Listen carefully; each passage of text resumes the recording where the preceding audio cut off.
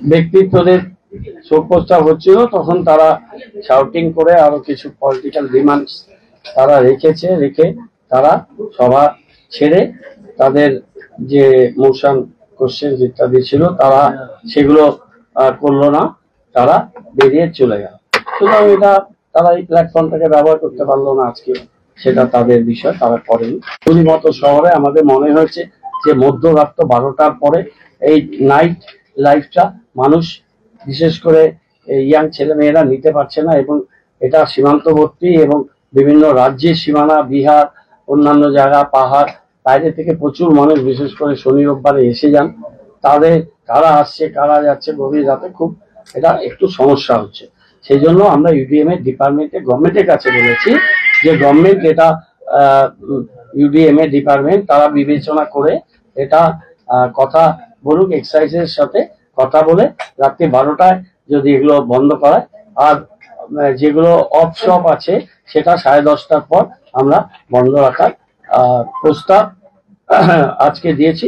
এর সাথে উন্নয়নমূলক বিভিন্ন কাজ প্রস্তাবগুলো আমাদের কাছে আছে, সেই প্রস্তাবগুলো আমরা আজকের মিটিংয়ে আমরা পাশ করেছি।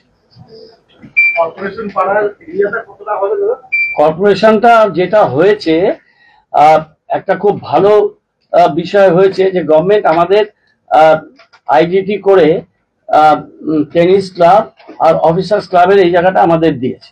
আমরা ওখানে G+2 বিল্ডিং করব এবং আমরা টেনিস ক্লাবকে, ওরা দীর্ঘদিন ছিল, ওদেরকে আমরা জায়গা দেবো, অফিসার্স ক্লাবের জন্য আমরা স্পেস দেবো। ওইদিকে একটা ফেস তৈরি হবে এবং অ্যাডিশনাল ডিস্ট্রিক্ট লাইব্রেরির উপরে একটা ফ্লোরটা আমাদের দিয়েছে, পিডব্লিউডি স্টেবিলিটি সার্টিফিকেট দিয়ে বলেছে যে ওখানে টিনের একটা করা যাবে, প্রায় 3032 স্কোয়ার ফিটের জায়গায় আমরা ওখানে একটা প্রোগ্রাম করব। ওই মোড়টা থেকে শুরু করে এটার ডিটেলটা দেয়া হয়েছে। এটাকে আমরা কর্পোরেশন আর আমাদের এই সামনের টুকুন এই জায়গাটাকে আমরা কর্পোরেশন পাড়া হিসেবে আমরা করছি।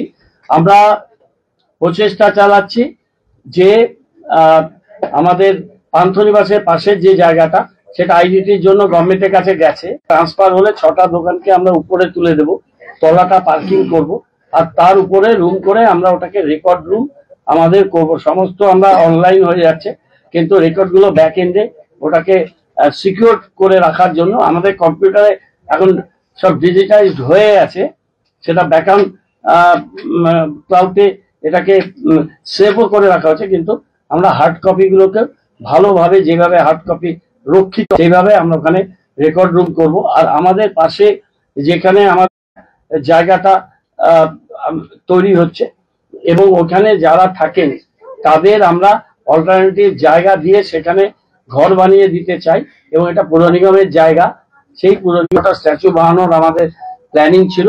এটা আমরা নেক্সট মিটিং এ করে প্রোঅ্যাক্টিভ একটা অ্যাকশনে আমরা যাব। দিলীপ বর্মন ওপেনলি এই বোর্ড মিটিং এ বোর্ডের বিরুদ্ধে একটা অভিযোগ করেছে, যেটা বোর্ডের বিরুদ্ধে না, ও কিছু কাজের পদ্ধতি বা কিছু বলেছে, সেটা নিয়ে আমি যা বলার আমি বলেছি। আমি তথ্য প্রমাণ নিয়ে কাজ করি, তথ্য প্রমাণ নিয়ে বলেছি, এটা নিয়ে আমি আর বিশেষ কিছু এখানে বলবো না।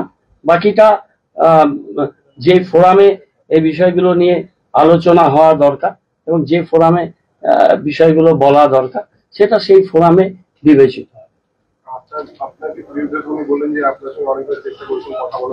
এগুলো কথা বলে না কোনো লাভ নেই, আমি তো ওনার সামনেই বললাম। আমি বলিনি, আমাদের MIC-রা বললেন যে তারা সবাই যান, এবং MIC মিটিং 46টা মিটিং হয়েছে এবং পোস্ট সাব কমিটি প্রায় 30টার উপরে মিটিং হয়েছে। আর আমি আমার ট্যুর প্রোগ্রাম এখনো সব খুঁজে পাইনি, আমি খুঁজতে বলেছি আরো। আমার কাছে যে তথ্যটা এসছে 34 বার ওই ওয়ার্ডে গেছে। I visited the particular ward not less than 34 times for different programs কর্পোরেশনে।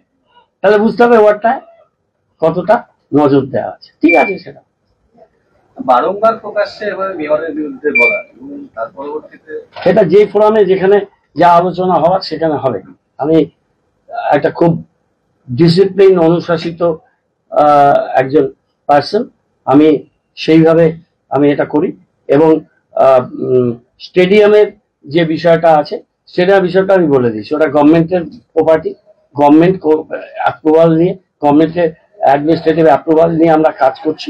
মিউনিসিপ্যালিটিকে ওএনএম দিয়েছে, অপারেশনাল মেইনটেন্স ফর 5 ইয়ার্স, এবং একটা কমিটি করছে। কমিটির পরবর্তীকালে রানা, উৎপল আর হচ্ছে কি নাম ভরত শেঠ, এই তিনজনকে আমরা ইনক্লুড করেছি।